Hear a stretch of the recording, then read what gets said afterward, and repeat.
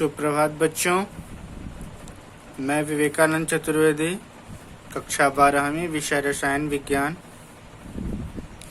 ठोस अवस्था हम लोग जो अपना पहला अध्याय पूरा कर रहे थे, उसके अगले टॉपिक के बारे में हम आज चर्चा करेंगे। हम लोग बात कर रहे थे कि ठोस अवस्था में जो अपूर्णता होता है, जो दोष होता है, उसके बारे में, जिसमें बिंदु दोष के बारे में हम लोग अध्ययन कर रहे थे, जिसके 3 प्रकार होते हैं: स्टाइकियोमेट्रिक, नॉन स्टाइकियोमेट्रिक और अशुद्धता दोष। जिसमें से 2 महत्वपूर्ण बिंदु के बारे में, स्टाइकियोमेट्रिक दोष और अशुद्धता दोष के बारे में हम लोगों ने चर्चा करा है। आज हम अपने अंतिम और महत्वपूर्ण टॉपिक के बारे में चर्चा करेंगे, नॉन स्टाइकियोमेट्रिक दोष।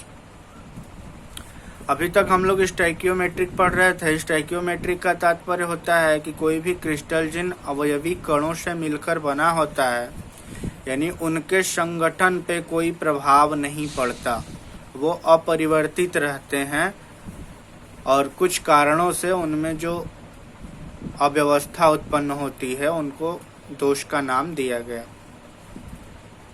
आज हम लोग पढ़ेंगे नॉन स्टाइकियोमेट्रिक दोष के बारे में, जिसमें क्रिस्टल का जो संगठन होता है, जो स्टाइकियोमेट्री होती है, यानी कि जो कणों की संख्या होती है जिनसे मिलके वह बनते हैं, वो प्रभावित होते हैं। उसके बारे में आज हम चर्चा करेंगे। यानी कि ऐसा क्रिस्टल जिसका संगठन विभिन्न कारणों से अव्यवस्थित या अपूर्ण होता है, इस प्रकार के दोष को नॉन स्टाइकियोमेट्रिक दोष कहते हैं। अब यह 2 प्रकार का होता है। पहला धातु आधिक्य दोष और दूसरा धातु न्यूनता दोष। यह मुख्य रूप से धातुओं में पाया जाता है। और इसमें क्या होता है कि धातु आधिक्य दोष जो लिखा है, जो दोनों प्रकार हम लोग पढ़ेंगे, तो एक प्रकार के क्रिस्टलीय संरचना में धातुओं की अधिकता होती है और दूसरे प्रकार की क्रिस्टलीय संरचना में धातुओं की न्यूनता होती है। तो जिसमें अधिकता होती है उसे धातु आधिक्य दोष कहते हैं, और जिसमें धातुओं की न्यूनता यानी कमी आती है उसको धातु न्यूनता दोष कहते हैं। आइए हम चर्चा करते हैं धातु आधिक्य दोष के बारे में। जितने भी ऋण आयन वाले क्षारकीय हैलाइड होते हैं, जैसे sodium chloride, potassium chloride, lithium chloride इत्यादि, और एक महत्वपूर्ण एग्जाम्पल है जिंक ऑक्साइड का, जिसका हम नीचे चर्चा करेंगे उसके बारे में। तो यानी कि ऋण आयन के आकार जिन हैलाइडों में, यानी जिन आयनों में बड़े होते हैं, उस प्रकार के क्षारकीय हैलाइड में यह दोष, धातु आधिक्य दोष, अधिक पाया जाता है। इनमें होता क्या है, जैसे ये आप क्रिस्टलीय संरचना देख सकते हैं, धन ऋण आयनों से मिला के मैंने एक क्रिस्टल तैयार किया है।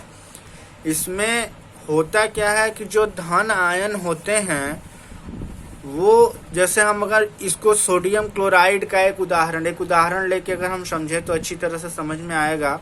इसे हम सोडियम क्लोराइड का क्रिस्टल मान लें और धन आयन प्रदर्शित करे सोडियम को और ऋण आयन प्रदर्शित करे क्लोराइड आयन को।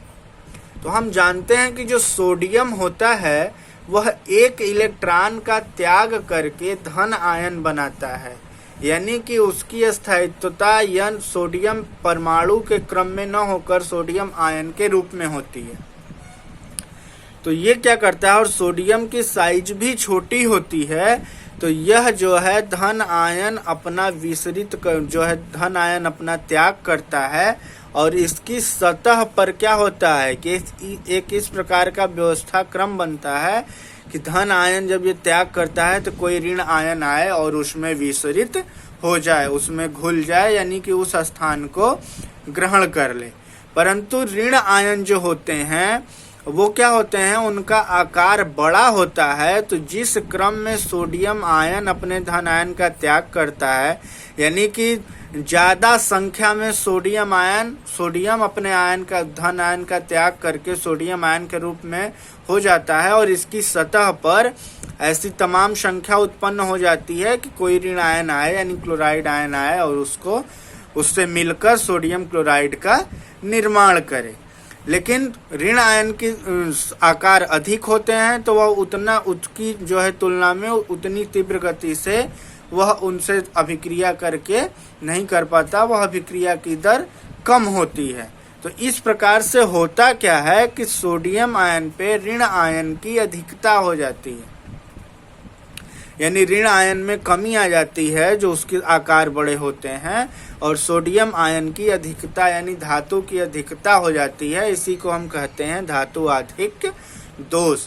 और उस अधिकता की वजह से क्या होता है कि उस क्रिस्टल में एक सेंटर पॉइंट बन जाता है, एक केंद्र बिंदु बन जाता है, जिसे हम कहते हैं एप सेंटर। और ये फॉर्वेंजेटर, इसका एप से मतलब होता है फॉर्वेंजेटर, एक जर्मन शब्द है जो किसी भी क्रिस्टलीय संरचना का रंग क्या होगा उसके लिए यह उत्तरदायी होता है।